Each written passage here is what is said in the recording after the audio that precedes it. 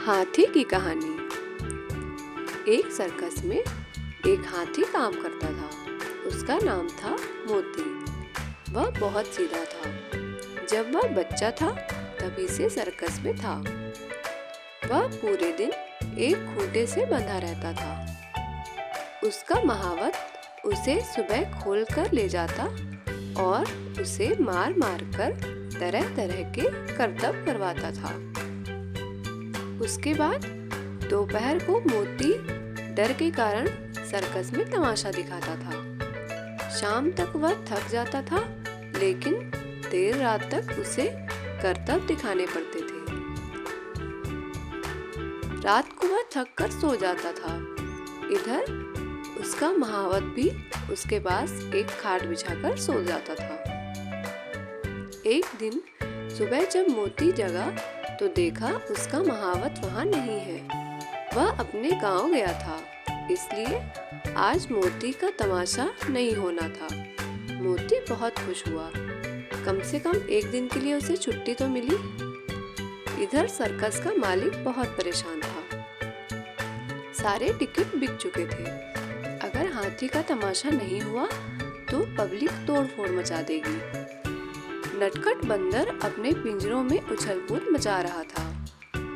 मोती ने कहा, नटखट, आज तो मेरी छुट्टी है, मेरा महावत गांव चला गया। नटखट ने कहा, क्या बात करते हो भाई? भला ये सर्कस का मालिक कभी छुट्टी दे सकता है? वह कुछ न कुछ इंतजाम जरूर कर लेगा।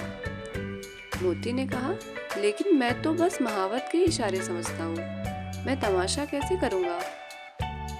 नटखट ने कहा, भाई हम तो मजबूर हैं, पिंजरे में बंद हैं, लेकिन तुम इतने बलशाली होकर भी एक खूंटे से बंधे रहते हो। क्या तुम नहीं जानते, अगर तुम जरा सी जान लगाओ तो रस्सी तोड़कर भाग सकते हो। तुम्हें कोई रोक भी नहीं पाएगा। मोती ने कहा, वो तो ठीक है, लेकिन मैं जाऊंगा कहाँ? मैंने तो जब से होश संभाला है अपने आप को खूंटे से ही बंधा पाया है।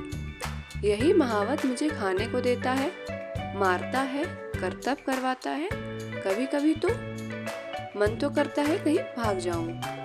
नटखट ने कहा, भाई एक काम करो, तुम आज रात को अपना खूंटा उखाड़कर मेरे पिंजरे की सलाखें भी तोड़ देना और मैं तुम्हारी पीठ पर बैठ जाऊंगा। फिर हम दोनों जंगल चलेंगे। मुझे ये वहीं से पकड़ कर लाए थे, ऐसे दोनों का भला हो जाएगा। मोती ने कहा, लेकिन अगर किसी को पता लग गया तो बहुत बुरा होगा। मेरा महावत लोहे का नुकीला सरिया चुभा चुभा कर खून निकाल देता है। नटखट ने कहा, बस यही तो फर्क है, तुम इतने ताकतवर होकर भी एक छोटे से इंसान से डर रहे हो। उसकी बातें सुनकर मोती के अंदर हिम्मत आ जाती है।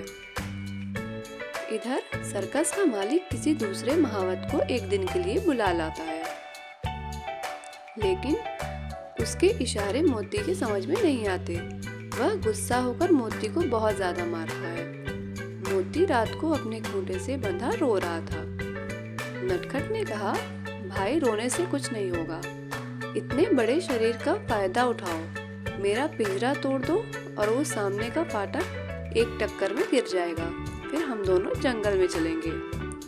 वहाँ तुम मजे से रहना, सारा दिन खाना खाना और कोई रोकने टोकने वाला भी नहीं होगा। रात को मोती ऐसा ही करता है। दोनों सर्कस से भागकर रात भर चलते रहते हैं और शहर से जंगल में पहुंच जाते हैं। वहाँ पहुंचकर मोती बहुत थक जाता है। वह एक पेड़ के नीचे आराम करने लगता है। नटखट बंदर भी उसी पेड़ की एक डाल पर आराम करने लगता है। सुबह दोनों एक दूसरे से विदा लेकर अलग हो जाते हैं। मोती सारा दिन खाने की तलाश में घूमता रहता है। उसे जंगल की घास और फल अच्छे नहीं लगते हैं। उसका महावत उसके लिए अलग से खाना तैयार करके देता था। मोती को उसी की आदत हो गई थी। दोपहर के समय मोती पानी पीने नदी की ओर जाता है। वहाँ मगरमच्छ होते हैं जो मोती को खाने के लिए उसके पीछे लग जाते हैं। मोती किसी तरह से जान बचाकर वहां से भाग जाता है। इस तरह शाम हो जाती है। वह थक कर एक पेड़ के नीचे आराम करने लगता है। तभी हाथियों का एक झुंड वहां पानी पीने के लिए आता है। मोती ने कहा, भाइयों, मैं भी तुम्हारा साथी हूँ, मुझे अपने झुंड में शामिल कर लो।